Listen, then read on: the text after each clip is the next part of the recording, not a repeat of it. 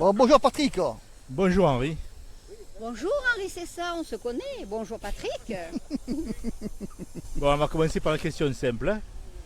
Quelle est ta couleur préférée? Rouge. Oh le bleu. Tu vois, ça c'est pour s'échauffer. Est-ce que tu ressembles à ce que tu es? Je pense que oui. Oui, je dis oui moi. Ça c'était dur comme question. Alors Henri, toi tu es juste un passionné, on va dire, de rock'n'roll, de rockabilly. Tu n'es pas un chanteur. Par contre, tu possèdes une grande culture dans le domaine du rockabilly, du rock'n'roll. Ça a démarré à quelle époque? Oh là là, ça commence ici quand j'étais tout petit. Je devais avoir entre 8 ans. Et à la télévision, ils avaient passé un show télévisé d'Elvis Presley. Et j'étais Tutti Frutti. Et quand je l'ai vu, ça m'a déclenché. Et j'ai eu le béguin et depuis, ça ne m'a jamais quitté. Et après, c'était ma soeur, elle écoutait dans la salle à manger les disques le Testament du rock, tout ça. Et ça m'a attiré. Et depuis ce jour, ça ne m'a jamais quitté. Il y a eu une période là cruciale dans les années 80 où le rock'n'roll revenait en force en France, mais moins ici sur Marseille, puisque toi tu es Marseillais. Sur quoi tu t'es appuyé pour continuer ta passion? Est-ce que tu as lu des livres, tu as écouté des disques, tu es allé dans des bars spécialisés? Comment tu as fait? En fait, à l'époque, dans les années 80, il y avait beaucoup d'émissions sur le rockabilly là. C'était l'Antenne 2 à l'époque. Antoine Lecon, les enfants du rock, la Bob Roll Party et tout ça. Et c'est là que j'ai découvert Cavan d'ailleurs. C'est grâce à l'émission d'Antoine Lecon, dans l'émission de Bob Roll Party, et j'ai vu Cavan et ça m'a déclenché.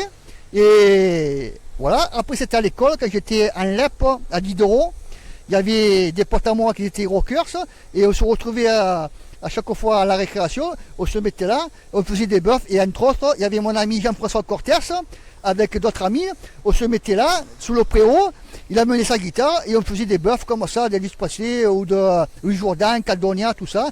Et voilà, c'est comme ça que c'est venu. Hein. Et après, avec les années, il est venu Internet.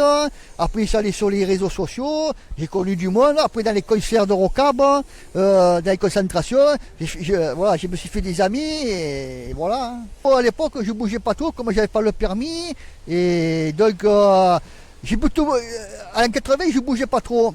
Moi, c'était plutôt par rapport aux médias, tout ça, que je me suis cultivé un peu en rockab.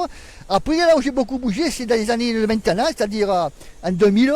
Je suis allé dans les concentrations, Bourse au disque à Salon de Provence, Coco Loco pendant la campagne pour pas faire de publicité. Oh là, oui, là, il y a des groupes. Enfin, il y avait. Et voilà, exactement comme le dit Paul. Et voilà. Est-ce que tu as beaucoup de CD, beaucoup de vinyles? Tu marches comment à la maison? Ah ben alors là, c'est vrai, j'ai beaucoup de CD, beaucoup d'MP3, beaucoup de vinyles. Et d'ailleurs, je m'y connais vachement bien en rockab, en rock'n'roll et en teddy boy, années 50, tout ça. Et voilà. Tu as une bonne mémoire des pratiquement. Des chanteurs. Pratiquement. Ouais. C'est assez impressionnant parce que Eh oui. chaque fois que je t'ai demandé quel est ce titre, tu l'as trouvé. Eh oui, mais de toute façon, quand tu as une passion, il n'y a rien de secret pour toi, tu vois. Il suffit que de connaître, et voilà. Moi, parmi toutes les personnes que j'ai connues, tu es une des personnes qui a vraiment la plus grande culture, mais très spécialisée dans le rockab. Hein. Oui, mais après, d'accord, je suis d'accord avec toi, Patrick, mais après, tu en as un autre aussi qui habite en Alsace. Il s'appelle Gérard Burke, dit le Texan. Lui aussi, il a beaucoup de culture musicale et en plus, je le respecte, comme il est plus âgé que moi, d'un respect à Texan.